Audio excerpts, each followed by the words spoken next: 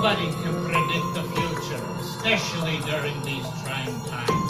But one thing is certain in the amusement industry, we must not only think outside the box, we must get out of the box. My name is Gary Arvidon, and I'm with Amusement Products. We've been in this industry for 59 years, providing interactive attractions to all you folks out there. We love this industry.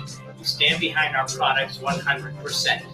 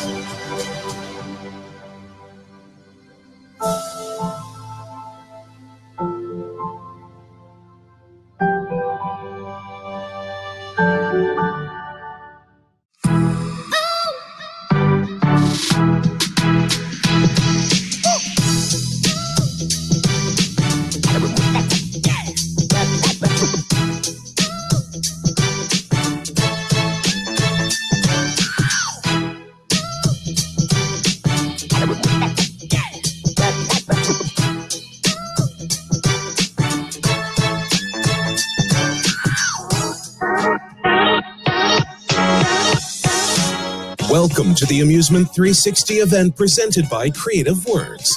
Get ready for actionable tips and real takeaways that you can apply to your business. Here are your Amusement 360 hosts.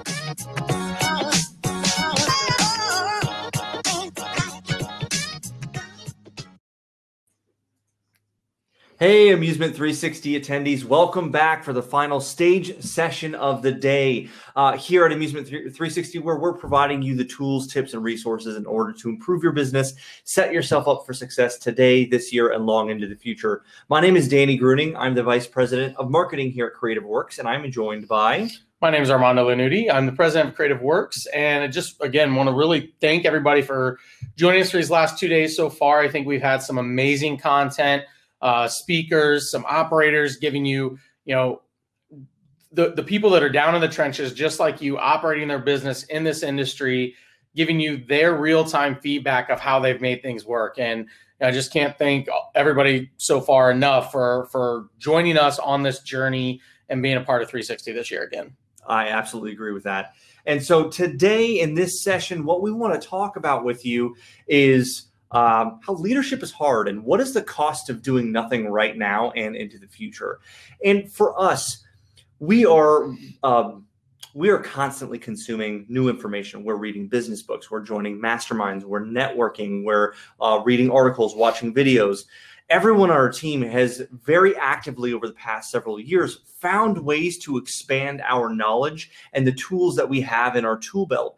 And one of the things that we've learned as we've done this is when we've been able to find a piece of information that completely shifts the way we think about the industry or about our business and helps us grow, very little of it has anything to do with the tactical and skills and mechanics of running a business. It's only like 10 to 20%. The rest of it, that 80+%, is psychology. Yeah, it's totally just how you look at a situation, how you approach it, and getting out of the, especially coming out of COVID and everything that's happened, is just shooting the sacred cows, right? And making sure that you're not holding on to your old stories, your old beliefs that potentially, like Eddie talked about, like John talked about, that maybe you weren't quite as good as you thought you were in 2018 and 2019 as 2020 rolled around, right? And making sure that you're taking that good hard look at your people, your processes, and your offerings to really just, give it a set of fresh eyes.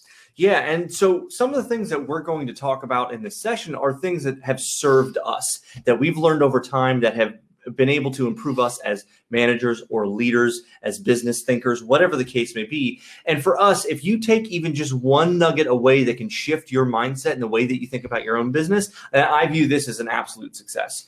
So that's what we want to try to impart, some of the things that we've learned, and hopefully you can take something home from these pieces. Before we do hop in, I do want to mention that we will be sending out at the end of the event tomorrow or Friday, we're going to be sending out a survey. And we really, really want your feedback. The survey is going to be all about this event and the types of sessions that we had and what you found value in, what you learned, what maybe you think we could add to improve it in the future. Your feedback is going to be invaluable so that as we continue growing this event in the future, as we continue evolving it, we can provide the most relevant, timely, and valuable information to all of you. So keep your eyes out for that. It will be coming out again sometime this week. We'll be sending you a survey.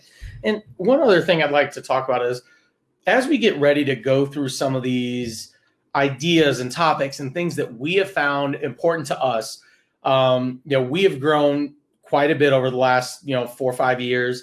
And then we have obviously hit the same brick wall that everybody else in our industry did with COVID.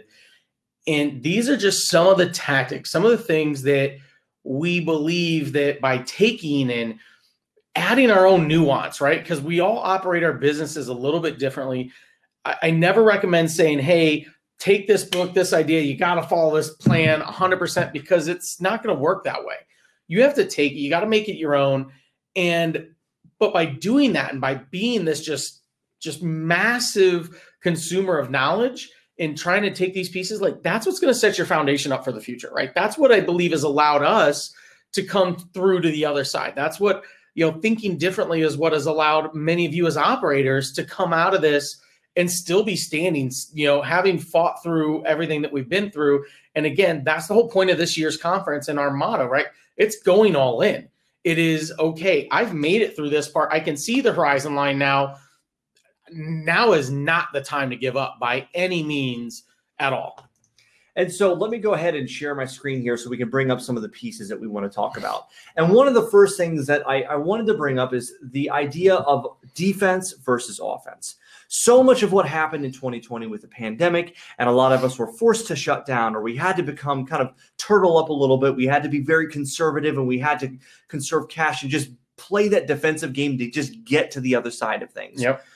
And that's what a lot of us needed to do, and it's what a lot of us did. It was survival. It was absolutely survival. But at a certain point, we've got to be able to play offense. And I think the two operators that we had on today, Eddie Hammond at Andretti's, as well as John Lacido at Sun Valley Lanes, they are perfect examples of somebody that at the time when they needed to, they did play defense, but they didn't play defense for too long. They realized that with all the things that have happened with the pandemic, this presents opportunity.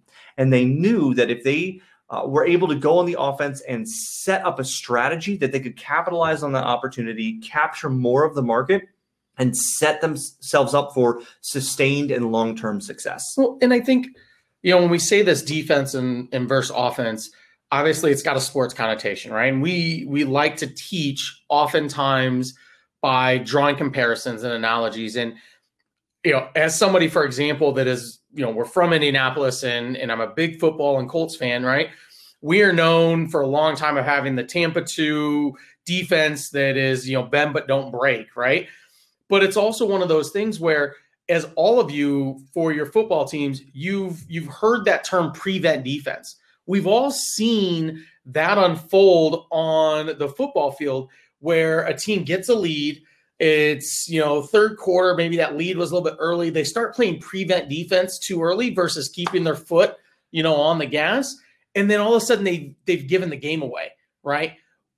That's what we need to make sure we don't do right now in our business is we understand the need that we had to have for survival and for that prevent defense to make sure that we were still here. But at some point, prevent defense is not sustainable. It's just not. At some point, we do have to all of a sudden start taking our shots again, going downfield and scoring some points. And that's what I want to make sure that everybody is, as we're seeing this horizon come, that we're starting to shift that mentality and shift that state of mind. And when we hosted this event last October, I don't even remember who said this, but there was a phrase that was said. It's stuck in the back of my mind, and I had put it into the title of this presentation, is what's the cost of doing nothing? Yeah. What is the cost of playing defense for too long? What ground do you give up, and who do you let take over? What competitors do you allow to take over the market or to take your customers? And we don't want to do nothing, right? We want to get back on that offensive mindset and find ways to take our shots. Yeah, no, 100%. And one of the things that we want to talk about next is something that we've just recently released here within our own company. It's been a project I've been working on for 3-4 months now. I was actually introduced to a gentleman by the name of Cameron Herold. He's got plenty of TED Talks out there if you look him up. I was introduced to him through April Garcia, who we had on our program a little bit earlier. She does a bunch of business coaching, has a business podcast, and she introduced me to him and his content. And it's a real easy read, real easy book. But the idea of this is that we as business owners, a lot of times get into this mindset or this mentality that we're going to tell people what they need to know. And we're going to assume that they're going to do it in the ways that we expect them to get to a picture that we have of our future business that we've never actually told them, right? And then we get frustrated or we get disappointed sometimes if their actions don't meet our expectations. But at the end of the day, it's actually our own fault, right? We need to be the architect or the designer that is handing the blueprints to the contractor to build the house, right? We need to tell them like, hey, I want this type of kitchen. I want, these kind of handles, these kind of finishes, but we don't need to be the ones that know how to actually build those cabinets.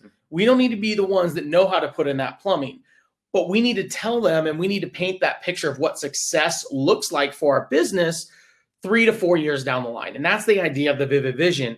And it has been very well received since we released it here. We're going to actually have a version that all of you will get to see. Like I'm going to literally lay bare the plans of Creative Works for the next 3 years to everybody, right? And let you guys understand how important it is to paint this vision of success and to provide this idea in this context. And then you need to make sure that you then empower your team members with that responsible freedom, as we talked about yesterday, to execute, to do what they do, to get out of their way. Because we can't do it all. We just can't. And another great concept that kind of goes along with this idea of a Vivid Vision is the idea of who, not how. And I know that's a book that you've read as well. And it's about the idea that we so often as business owners or managers or leaders feel like I'm just going to do it myself because I can do it better, right? But the problem is most of the time you actually can't. Right. And then there's an opportunity cost, even if you can, because while you were doing this, that you should have delegated or that you should have given the responsibility for somebody else to do and learn about, you missed your opportunity over here. And that is something I see so many business owners and leaders fall in the trap of, is they see that if I did it myself, I could do it faster or cheaper. But what they don't realize is that one time, yes. But if that's a reoccurring task or a reoccurring item, you need to work through those training items with your team members in that delegation. They will eventually not only do it as good as you were, but better than you were. And it reminds me of the phrase that I've heard before of, you said, oh, I can do it by myself faster. Yeah, faster alone, further together. Correct. If you bring a team on board and you are able to, the phrase that Beth Stan Lee likes to use is delegate and elevate, right? The idea that you can bring other people along, give them the skill set and allow them to elevate inside their role. And when you give somebody that responsible freedom, a lot of times, time and again, it'll happen. Those pleasantly surprise you with the results that they can bring. And so I know that for a long time, it was something that I, as a leader, struggled with doing because I wanted to hold on to everything. I wanted to control everything. I wanted to have my hand in absolutely everything because I wanted to be just right. Yeah. But that prevented me from growing as a leader. It prevented our department from growing as fast as it could have, and it prevented the company from growing as fast as it could have. And so that's the thing that I've constantly had in my mind of being able to delegate and elevate, as Beth says. Yeah. And so as we go on to the next piece, we're going to be referencing a lot of books here because, as Armando mentioned, we're avid readers. And again, there's no book that we'll recommend that's saying you need to do all of this exactly the way that he or she says that you should. It's about trying to find the principles and ideas that are going to engage with you and be relevant for your situation, but molded for your particular needs. Yeah. And so one of them is by an author named Simon Sinek. And this is his newest book called The Infinite Game. And the entire concept of this book is the fact that in life there are infinite games and there are finite games. A finite game, I'm sorry, go ahead. No, you're good. A finite game is like a game of basketball, right? Where you have known players, you have a known set of rules, you have a start time, you have an end time, everyone agrees on what happens. And at the end of that game, there is a winner and there is a loser. Yeah. And where that transitions into an infinite game is with business, there is no defined start. There is no defined end. So often we get caught in this idea that we have to be the best. But in business, the best is a moment in time, right? There was a time where IBM was the best. There was a time where Blockbuster was the best. There was a time where Kodak was the best. Right? They don't get to revel in that forever because the world didn't stop. Business didn't stop. You have to make sure that you're looking at it from the same kind of mindset. Now, it amazes me at how many of you, for example, are operators who got into this business because you went to a venue, whether it was in your hometown or you were out traveling and you're like, man, this is cool. I could do something like this, or I could do something better, right? And then you went back home and you spent 2 years creating your business. Well, that other venue that was in town, they didn't know you were about to become a competitor. But the same thing might be happening to you, right? You just don't know that. That's the point. In the infinite game, in the finite game, you know who the team is on the other side of the field or on the other part of the court. They're there wearing a bright colored jersey, right? There's referees making sure that you guys don't break the rules. In an infinite game and in business, nobody's waving the flag telling you competition's coming. That's, I think, a key point that John was making and a key point that Eddie were making. They try and stay ahead of the curve because that raises the barrier of entry, that raises the bar for anybody that might look to come into their markets and become competition, right? Because if they're constantly evolving, they're able to stay ahead of that curve. And that is so important in the idea of what an infinite game is, right? And with that, you've got to look at just the rules change.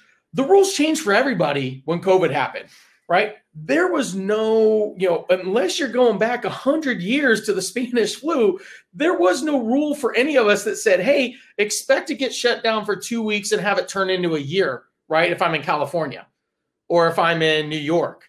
Right. Some of us were able to open back up in parts of the country and in parts of the world this summer. Some people are still shut down. Right. The rules are changing sometimes in business and you can't prepare for that. You've got to be ready. You've got to be ready to pivot for that infinite game.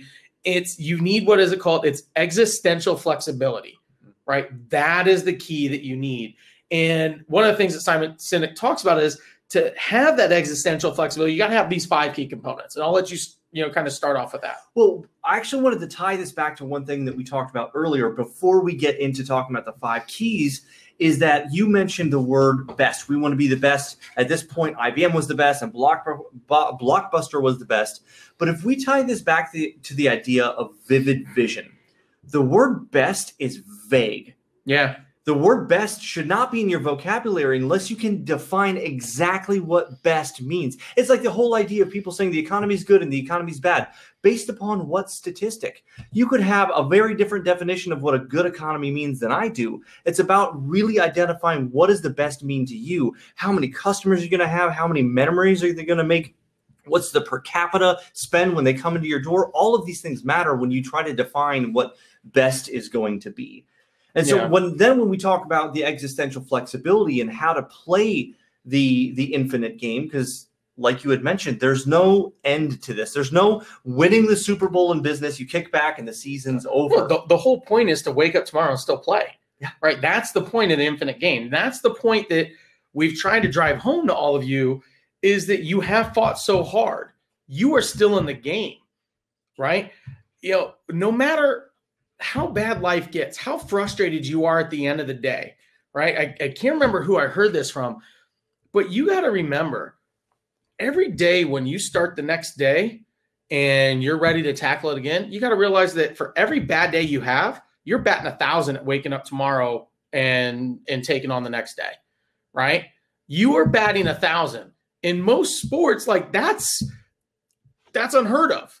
You literally get to wake up every day and keep going. As long as you stay in the game, there's a chance, there's an opportunity for you to continue moving forward. And you got to make sure that you stay in the game. I think that is so key. And so those 5 things, right? You got to have a just cause.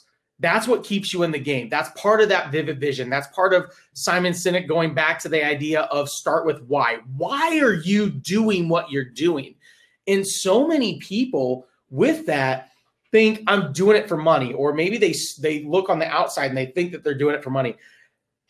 Yes, you need to be profitable. Yes, you should be trying to make money. Don't get me wrong, because that's the fuel that feeds your engine.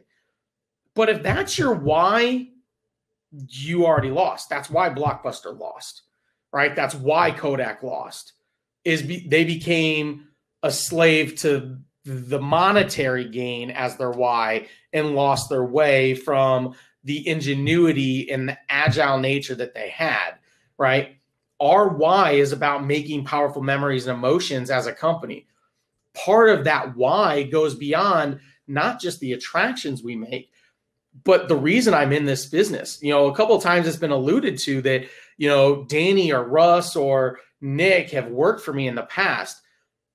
I do this because I realize the ecosystem at a much greater level. For every one of you that we get to help make a business owner, we are creating a whole ecosystem. Not only are we making an operator able to, hire and give a good life to 100 or so people in their community, those communities then have significant others, they have kids, they have excitement of the people that then come to their venues and have good times and can escape.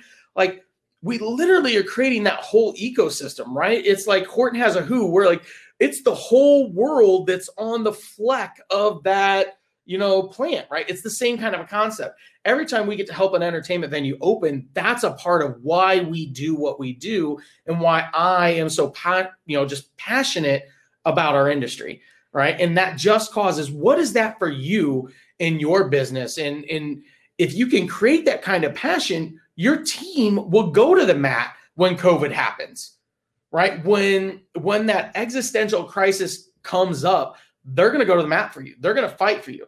If it's just about the money, they're going to go where they feel secure. That's not, and those are not the same. Mm-hmm. It reminds me of the phrase, and you may want to write this down because I think it's very powerful. With a strong enough why, you can endure any how. Very much so. And we endured the hell out of 2020. We can put it in the rear view. We're almost there. But it's with the strong enough why, you can endure any how. And that's what the Just Cause is all about. And then the next piece about this is the courageous leadership. Any leader in your company, whether you are the owner or the founder or a GM, doesn't matter. You have to have the courage in order to make the decisions that other people may not see or think is the right thing to do at the time. If you have the long-term mindset and you have that infinite vision in the infinite game, a great example of that is looking at the difference between Blockbuster and Netflix.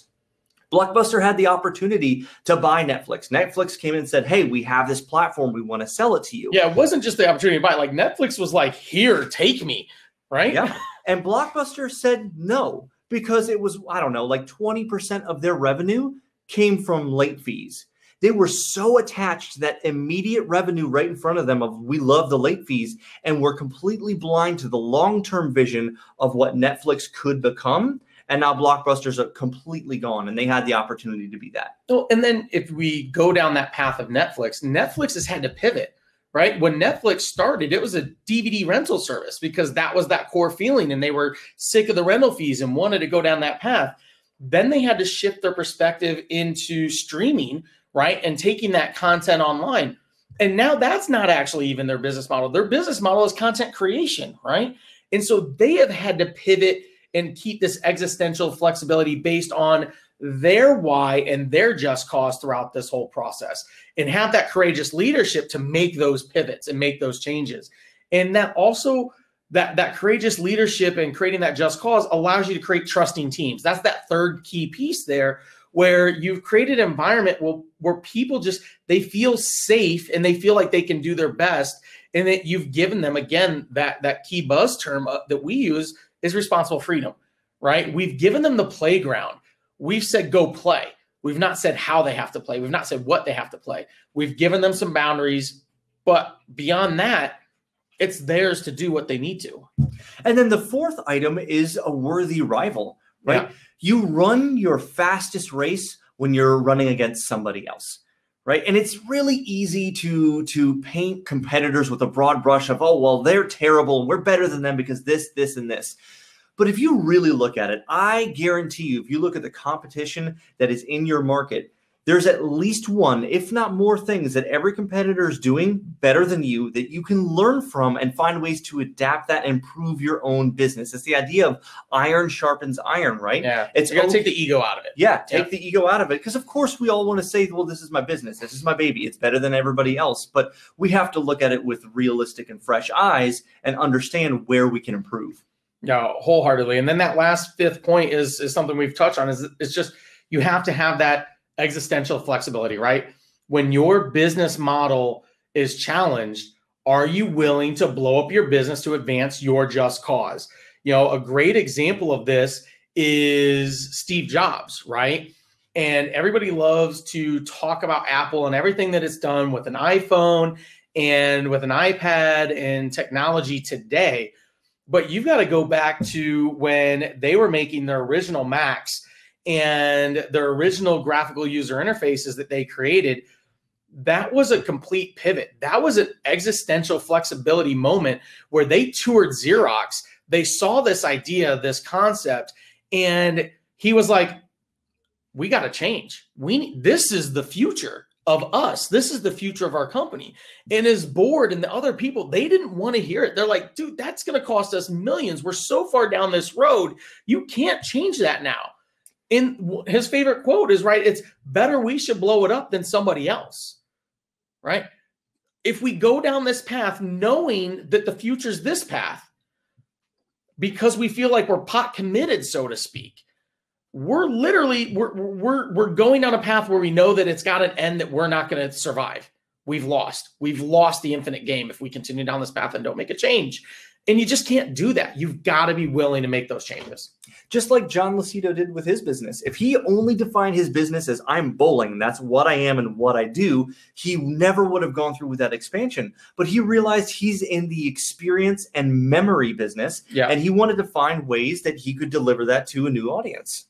100%. And so the next item we want to talk about is something from the book Good to Great called the Stockdale Paradox. And it's this idea that we have to be able to confront the facts, sometimes the very brutal facts of our reality, but that we can't be held hostage by those facts, and we can't lose the faith that we're going to prevail in the end, that we're going to get to the other side of this. And I think COVID represents that for a lot of business owners. Yeah, 100%. And you've got to be willing to confront those facts. You can't lose the faith. You've got to have optimism, right? You've got to know that there is an end. You've got to know that you're doing it for something. And again, that goes right back to that need for a just cause. If you have a strong belief in why you're doing what you're doing, you have something to hold on to. You have something to strive for. You have something to aim for and to keep moving for. And you have to have that never-ending belief that you will prevail in the end. And that is so, so important. And so one of the next things I wanted to talk about here is actually the mindset portion of things, because we have hit on this a couple of times, and I think it bears repeating, is the idea of abundance mindset versus scarcity mindset. And with the things that Mark Keene talked about, when it comes to the things that we focus on and the language that we use creates our reality. And if we are constantly in that scarcity mindset of the pandemic will never end, there won't be any more customers, there'll never be enough, and it's all this negative stuff, we're never going to be able to make smart decisions in our businesses. But tell us about how you've tried to find ways to be able to have an abundance mindset in this industry and moving forward with the business. Well, I've touched on this a couple of times. It's realizing that in my own life, it's really easy. I have 3 young boys. I have a family. I miss getting out together. Like, I miss going places. I want to go do that. We talked about the holidays. It was easy to take for granted having to go to your in-laws when all of a sudden you can't go to your in-laws, right? And you haven't been able to see them potentially for months. And human nature hasn't changed. Habit has changed. And habits, because we've been in this situation for so long, are going to have to take some time to change back. But human nature has evolved over thousands of years, not 1 year, right? And so we will have to adjust some habits. There's a new expectation of cleanliness, of sanitation when we do go out. There's going to be some people that are going to, not feel comfortable in overly crowded places, in the same way. But the realization that human nature still wants to get together, they still need to celebrate, they still need to escape, knowing that that is going to take place. And we've been in a fortunate enough situation that because we work globally, we've been able to see different regions coming back, right? And even here in the US, there are pockets that, like I mentioned, in California, they're barely just now starting to open the doors in a couple places, or there's other areas like Tennessee where it felt like for a while, like COVID it didn't exist, it didn't happen, right? Like there was such a dichotomy even within our own country, let alone in the global space. And seeing the business in some of those places that were able to be open showed me that humanity hasn't changed yet. And so that's why I needed to find a way forward. And that's exactly that abundance mindset. It hadn't gone anywhere. It had gone in maybe some hibernation, but it wasn't gone. And I think that is a really good place for us to close up here, because when it comes to that abundance mindset, you mentioned human nature hasn't changed. We'll need to adjust those habits, but people still want to gather socially. They want to celebrate and they want to escape. And that's where all of you sitting right here watching this virtually, this is where your businesses come into play, because you're going to be the place where they get to make those memories, where they get to escape, where they get to celebrate.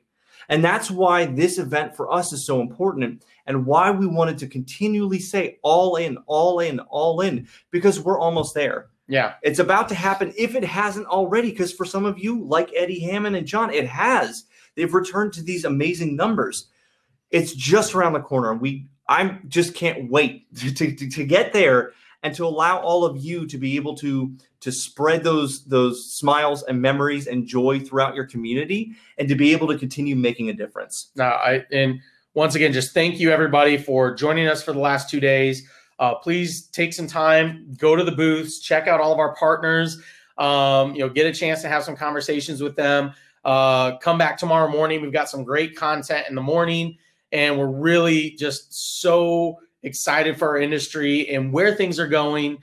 And thank you for being part of our journey. Whether you been somebody that we've been able to work with in the past, or just giving you something to help you on your journey over the last couple of days, we really appreciate you, and thank you so much for all you do for our industry. I couldn't have said it any better, and we'll see you all later.